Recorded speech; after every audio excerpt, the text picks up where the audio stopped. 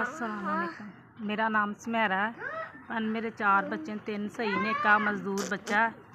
तो किराए ते रहने 4-5-600 दिहाड़ी लगदी भाई। उंदे च साड़ा गुजारा भी नहीं हुंदा। बच्चे नूं लैके दवाई हॉस्पिटल कित्थे जा सकने आ लैके। नाम शाजिया है। मेरे 2 बेटे ने। वड्डा बेटा मेरा ठीक है। ये मेरा बच्चा जिहड़ा ना पोलियो दा मरीज़ है। मेहनत मजदूरी करदा है। असीं घर दा निज़ाम मसां चलाउने, किराए ते असीं रहण डए। बच्चे की दवाई मैं कित्थों पूरी करां। मेरी जिंद जान है। मैं कहनी हाँ ठीक हो जाए, मैं पढ़ावां लिखावां, ये साडा घर च अच्छा बन जाए। मैं इहनूं पढ़ाउणा लिखाउणा चाहुंदी हाँ।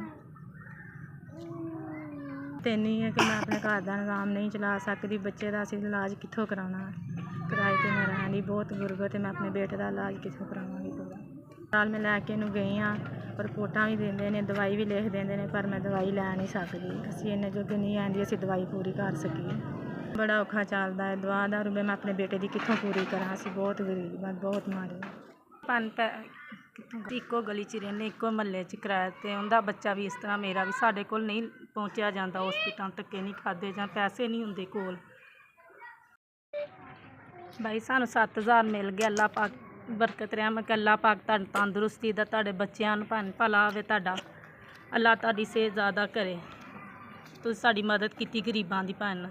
असीं अपने बच्चिआं दी दवाई तुहाडे पैसिआं नाल ले लांगे। तुहानूं दुआवां दांगे मेरे बच्चे टुरन लग पवे ते।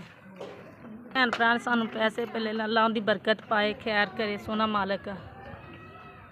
भाई चोखा देवे, तुहानूं रिज़क दे रब। तुहाडे रिज़क कमी ना आन दे। अल्लाह पाक तुहानूं खुश रखे। तुहाडे बच्चिआं नूं, साडे बच्चिआं दा आसरा बने जे भन।